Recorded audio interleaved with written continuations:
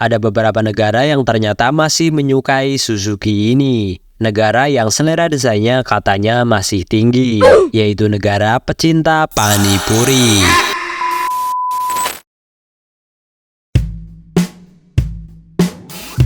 Di video ini kita akan membahas sebuah brand yang terdiri dari 6 huruf, yaitu S, U, Z, U, dan I, yang dibaca Budek.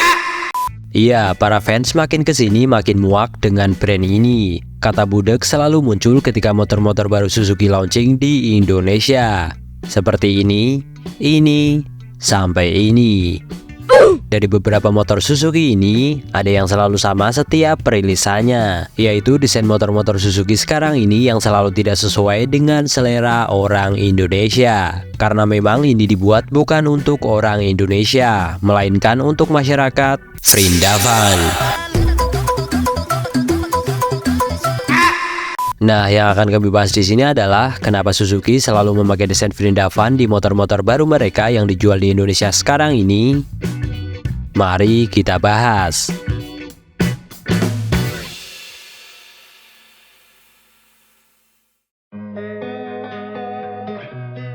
Di beberapa video di channel ini, kami sudah berkali-kali membahas tentang Suzuki yang sekarang makin import, makin budek, dan mungkin sudah gak niat jualan di Indonesia. Hal ini dibuktikan dari beberapa produk Suzuki yang selalu memakai desain India untuk dipasarkan di Indonesia. Padahal fans Suzuki di Indonesia sudah sangat sabar menunggu produk-produk dari Suzuki yang sesuai dengan selera mereka.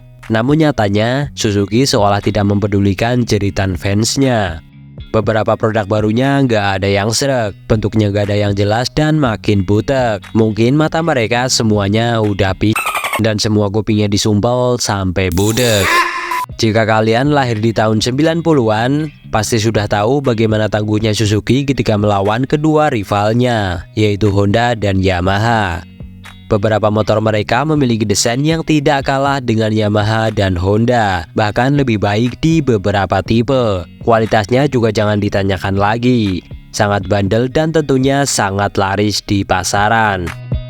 Salah satunya adalah Suzuki Shogun, Suzuki Smash, dan yang sampai sekarang masih cukup laku adalah Suzuki Satria. Sampai-sampai mereka takut untuk mengubah desainnya. Takutnya bakalan tidak laku seperti pendahulunya. Walaupun soal mesin motor ini juara di kelasnya. Dan saking ngebutnya sampai diharamkan di Malaysia. Namun sekarang ketika kedua rivalnya tersebut sedang sengit-sengitnya bertarung di segmen Matic, Suzuki seolah cuek dan memutuskan untuk tidak masuk ke medan perang yang sama. Memang dulu Suzuki sempat melawan dengan Suzuki Spin, Skydrive, Skywave, sampai Suzuki Let's. Namun karena desainnya buruk rupa, akhirnya tidak lama produk tersebut tutup usia. Singkat cerita, akhirnya sekarang peminat Suzuki terus menurun dan menurun karena desainnya yang gak pernah benar. Tidak seperti rivalnya yang desainnya makin segar. Mereka terus-menerus budek gak mau dengar. Sampai akhirnya banyak dealernya yang gulung tikar.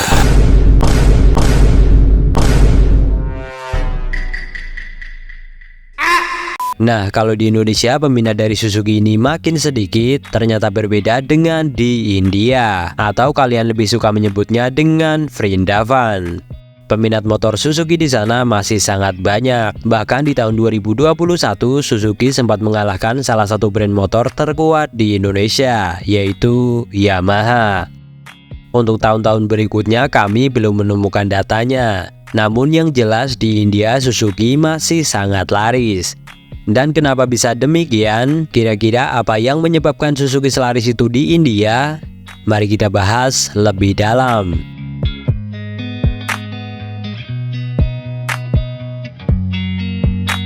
Di Indonesia sebenarnya Suzuki tidak diam saja. Walaupun tidak terlihat, ternyata mereka terus melawan gempuran dari Yamaha dan Honda. Ternyata mereka tidak budek, cuma sepertinya agak delay sih. Seperti motor ini, fans mintanya tahun kapan, dikasihnya tahun kapan. Apalagi ini, fans mintanya skutik retro yang manis, malah dikasihnya si AP. Dan setelah perjuangannya melawan Honda dan Yamaha di Indonesia tak kunjung berhasil, Akhirnya Suzuki memetakan kembali strategi pemasaran mereka dengan cara melihat di negara mana saja yang masih menyukai produk mereka. Ada beberapa negara yang ternyata masih menyukai Suzuki ini. Negara yang selera desainnya katanya masih tinggi, yang orang-orangnya sangat melek dengan teknologi, yaitu negara pecinta panipuri.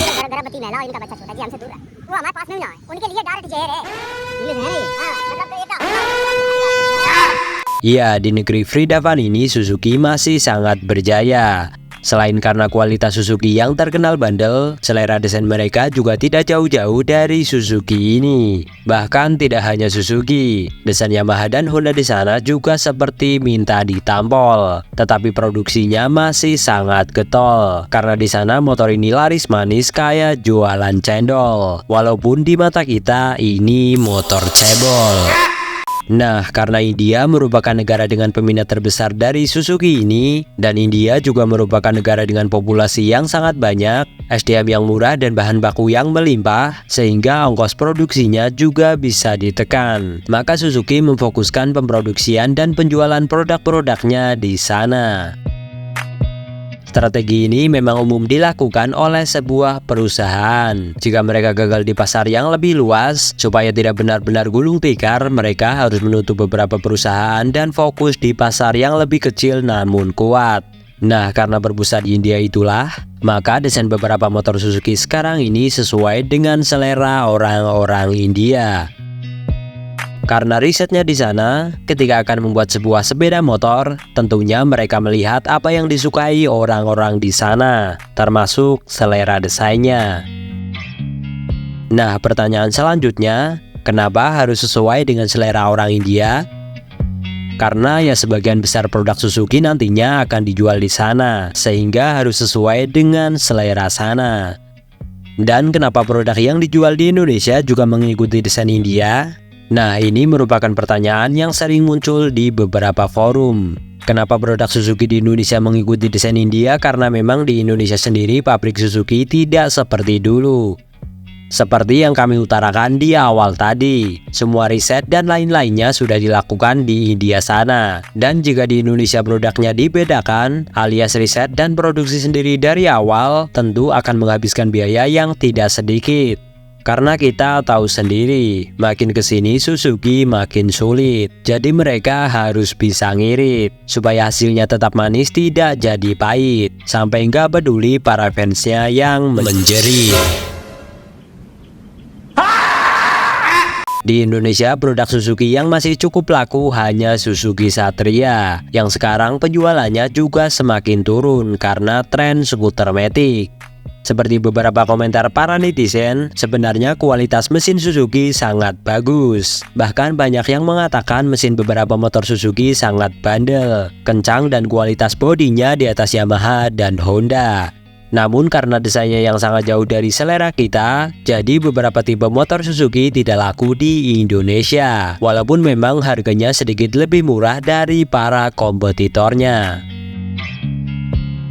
Dan yang paling parah adalah beberapa waktu lalu ketika si PX ini diperkenalkan, kami masih nggak habis pikir kenapa Suzuki memasukkan 100% desain India ini ke Indonesia, alias tidak ada perubahan sedikit pun dari desain di India sana, sampai ke ukuran ban yang sangat kecil dan bokong bengkak. Ini terlihat seperti keledai yang habis beranak. Apakah kita akan suka? Tentu tidak. Yang ada ini malah membuat fans semakin muak. Apalagi bandrol harganya yang sangat nggak ngotak.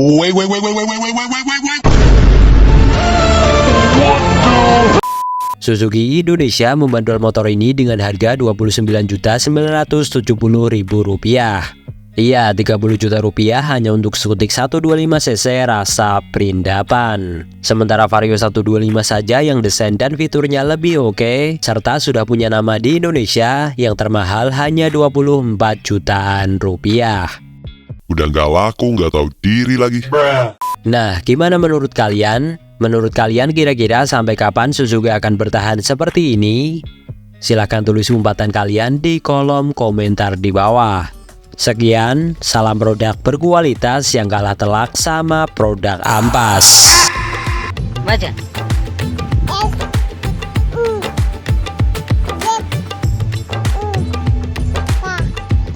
baca.